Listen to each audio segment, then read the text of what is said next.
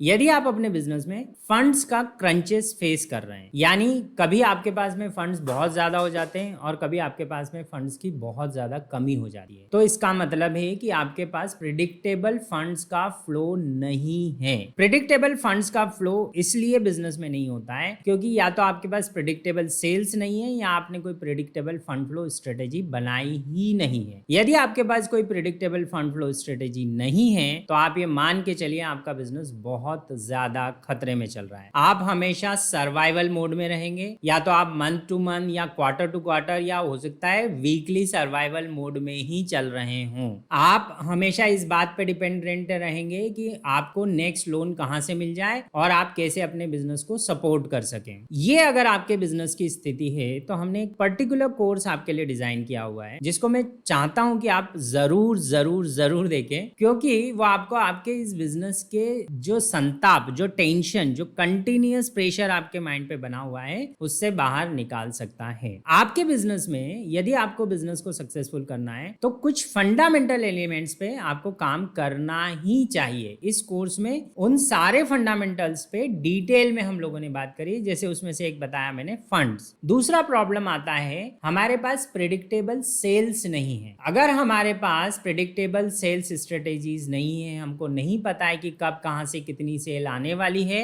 कौन सा क्लाइंट कब ऑनबोर्ड कर जाएगा, तो आप बिजनेस को कभी इस चीज के लिए प्रिपेयर नहीं रख पाएंगे कि क्लाइंट को सही सर्विसेज दे पाए। तो आपके पास एक प्रॉपर लीड जनरेशन स्ट्रेटेजी होनी चाहिए। यदि आपके पास प्रॉपर लीड जनरेशन स्ट्रेटेजी है तो आप ये पता लगा पाएंगे कि आपका क्लोजिंग साइकिल कितना बड़ा है, और अगर क्लोजिंग साइकिल कितना बड़ा है ये पता है तो आपको ये पता होगा कि आपका कॉस्ट ऑफ एक्विजिशन कस्टमर पे कितना आ रहा है। कॉस्ट ऑफ एक्विजिशन की क्लैरिटी यदि आपके पास है तो आप बिजनेस में कॉस्ट एनालिसिस सेल्स के कंपैरिजन में आप प्रॉपरली कर पाएंगे। और जब आपके पास में ये दोनों प्रॉपर एनालिसिस अवेलेबल हैं तो आप ये पता लगा सकते हैं कि आपकी next level business development strategies क्या होनी चाहिए। अगर आप ये पूरी चीजें डिटेल में समझना चाहते हैं तो नीचे दिए गए लिंक पे क्लिक करें और जो दिया गया कोर्स है उसे बाय करें, and I am sure that you will be having a next level knowledge about your on business and processes. तीसरे लेवल पे अक्सर एंटरप्रेन्योर्स ये प्रॉब्लम फेस करते हैं कि उनके पास में रिलायबल टीम नहीं होती, डिपेंडेबल टीम नहीं होती, उनके पास में इंटीग्रेटेड लोग नहीं होते हैं जिनके ऊपर वो भरोसा करके बिजनेस को एक्सपैंड कर सकें। यदि वो सेल्स में फोकस करते हैं तो उनको ये नहीं पता है कि ऑपरेशंस और डिलीवरी प्रॉपर हो पाएगी कि नहीं, क्योंकि उनके पास लोग नहीं है। यदि वो सेल्स छोड़ के ऑपरेशंस पे फोकस करते हैं, जो कि अक्सर ज्यादातर एंटरप्रेन्योर अपना टाइम ऑपरेशंस में वेस्ट करते हैं, और मेरा मानना है वेस्ट करना ही है ऑपरेशंस में टाइम। यदि आप एक एंटरप्रेन्योर हैं और आपका स्ट्रेटेजिक बिजनेस डेवलपमेंट पे फोकस नहीं है, यानी बिजनेस के ग्रोथ और एक्सपेंशन पे फोकस नहीं है, बिजनेस में सही लोगों को लाने पे फोकस नहीं है और ऑपरेशंस पे फोकस है, तो आप ये मान के चलिए कि आप बिजनेस नहीं कर रहे हैं। वो एक सेल्फ एम्प्लॉयमेंट मोड है जिसमें आप जी रहे हैं, क्योंकि बिजनेसमैन का काम ये नहीं होता है कि वो सारा खुद अपने हाथ से ऑपरेशंस करता बेटे।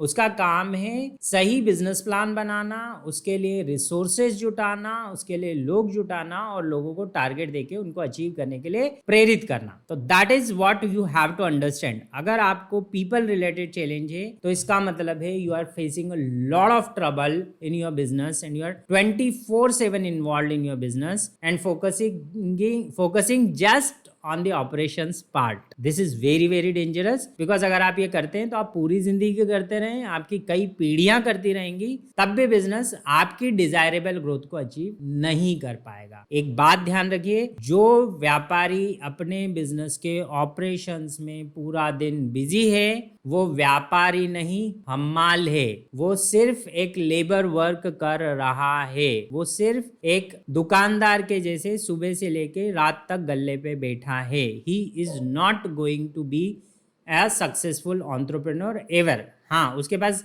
गाड़ी घोड़ा बंगला सब कुछ हो जाएगा, बस शांति नहीं होगी और बिजनेस का वो एक्सपेंशन नहीं कभी मिलेगा जो वो प्राप्त कर सकता है। नेक्स्ट लेवल चैलेंज आता है जब हमारे पास टीम नहीं है और टीम नहीं होने का रीजन यदि आप ध्यान से देखेंगे तो टीम नहीं होने का रीजन है कि you have not studied the psychology of the people. मैं हमेशा बोलता हूं कि बिजनेस का 80% साइकोलॉजी है, 20% रेस्ट ऑफ द थिंग्स। वो क्यों बोलता हूं? बिकॉज आपका बिजनेस लोगों से रिलेटेड है। आपके एम्प्लॉय लोग हैं, आपके कस्टमर लोग हैं, आपके जितने भी एक्सटर्नल गवर्नमेंट एजेंसीज से डील कर रहे हैं या किसी से भी डील करते हैं, business is all about dealing and dealing is all about people.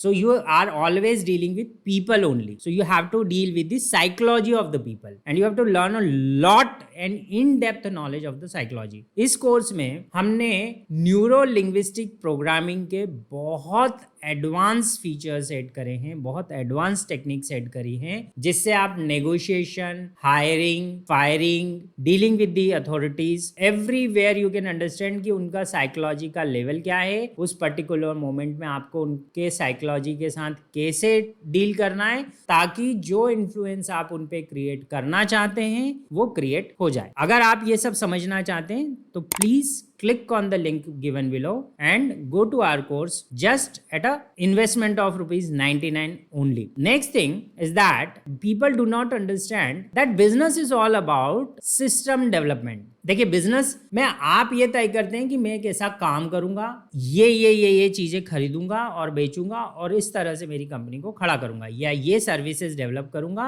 और अपने क्लाइंट को दूंगा, या ये प्रोडक्ट बनाऊंगा और अपने क्लाइंट को दूंगा। ये जो पूरा थॉट प्रोसेस है आइडिएशन से लेके एग्जीक्यूशन तक का, इसमें आपने सिस्टम डेवलपमेंट अप्रोच यूज करना है। जब आपके पास पैसा है, जब आपके पास प्रेडिक्टेबल सेल्स हैं, जब आपके पास में वो लोग हैं जिन पे आप रिलाय कर सके, तो बाकी का टाइम आपको जिस चीज पे देना है, रादर पहले स्टेप से देना है, वो है आप एक ऐसा सिस्टम डेवलप करें जो बहुत सारी टेक्नोलॉजीज को यूज करते हुए, बहुत सारे ऑटोमेशन को यूज करते हुए एक प्रिडिक्टेबल परफॉर्मेंसेस और एनालिसिस आपके सामने रख सके। Very essential. So if you want to develop right systems and processes in your business with an AI kind of automation, because we are going to have a lot of AI discussions in this course, so AI automation को आप अपने business में कैसे use कर सकते हैं, latest tool कैसे use कर सकते हैं। गूगल के बहुत एडवांस टूल्स हैं जो फ्री अवेलेबल हैं आपके बिजनेस के लिए। आप यदि आप उनको यूज करना शुरू करें तो आपके पास में बिजनेस पूरा मॉनिटर्ड रहेगा, दैट टू ऑन अ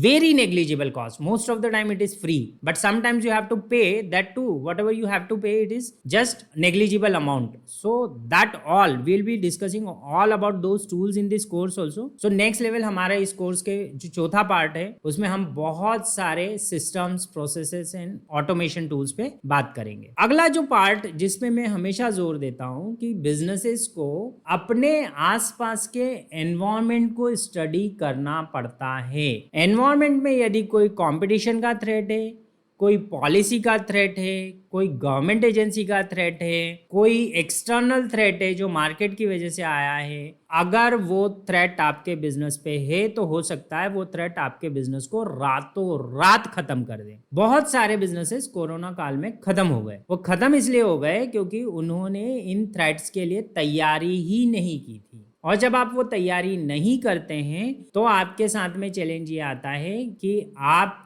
जब भी वो ब्लो फेस करेंगे, you will be evaporated from the market. हर साल इन थ्रेट्स की वजह से हजारों कंपनियां दुनिया में खत्म हो चुकी होती हैं। अगर आप इन केसेस को समझना चाहते हैं और इन पूरी डिटेल को समझना चाहते हैं तो कुछ एक केस स्टडीज है, जैसे कोडेक की केस स्टडी आप जरूर पढ़ें। बहुत अच्छी केस स्टडी नोकिया की सामने आती है अभी रिसेंट मार्केट में। 2011-12 में हम खुद नोकिया के डायरेक्टर्स के साथ में बैठ के उनको ये समझा रहे थे कि एंड्रॉयड से आप compete नहीं कर पाएंगे। वो इस मुगालते में थे कि उनके भारत में 2000 स्टोर्स हैं, इतना डीप पेनिट्रेशन है और उस डीप पेनिट्रेशन की वजह से उनको मार्केट में कोई खतरा नहीं है, बिकॉज उनके पास में एक्सेस है लास्ट लेवल पे, काउंटर पे जहां मोबाइल सेल होता है उस तक की। पर उनके ये समझ नहीं आ रहा था कि जब कस्टमर काउंटर पे जाके एंड्रॉयड का फोन मांगेगा तो कोई नोकिया का फोन अपने काउंटर से बेचेगा ही क्यों।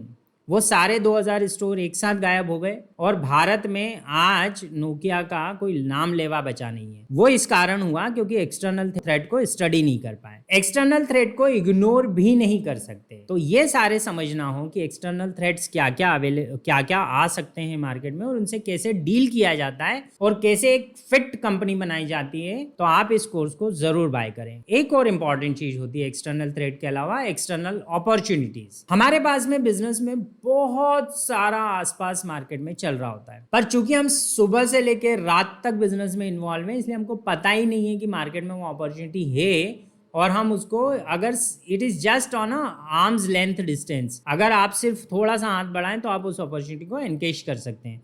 और यदि उस अपॉर्चुनिटी को आप एनकेश कर सकें तो आपका बिजनेस मल्टीपल फोल्ड्स में ग्रो कर सकता है। जैसे फॉर एग्जांपल, अभी मार्केट में बहुत सारी गवर्नमेंट सब्सिडीज के प्रोग्राम्स चल रहे हैं, जिनमें यहाँ मध्य प्रदेश में 40% प्लांट एंड मशीनरी पे सब्सिडी है। अगर आप गवर्नमेंट लैंड बाय करते हैं तो गवर्नमेंट लैंड आपको 100 रुपए से 200 रुपए 300 रुपए स्क्वायर फीट में एकर्स में लैंड देने को तैयार है गवर्नमेंट। यदि आप इंक्यूबेटर्स के साथ में काम करते हैं तो वो इंक्यूबेटर्स आपको अलग अलग 25 अपॉर्चुनिटीज अवेलेबल करवाने को तैयार हैं। आज अटल इंक्यूबेशन मिशन के ही कोई 8-10 इंक्यूबेटर मध्य प्रदेश में चल रहे हैं, जिनके पास करोड़ों रुपए की ग्रांट है। अगर आप उनके लिए एलिजिबल हो जाते हैं तो वो आपको करोड़ों रुपया दे सकते हैं on a fraction of your equity. Hardly 3%, 5%, 7% equity में आपकी सारी फाइनेंशियल चैलेंजेस खत्म हो जाते हैं। आप यदि किसी इंक्यूबेटर के साथ में काम करते हैं तो वो आपको गवर्नमेंट के साथ में, इंटरनेशनल मार्केट के साथ में, नई टेक्नोलॉजीज के साथ में, बैंकर्स के साथ में कनेक्ट करता है। ऐसी बहुत सारी अपॉर्चुनिटीज हमारे पास हमेशा अवेलेबल होती है।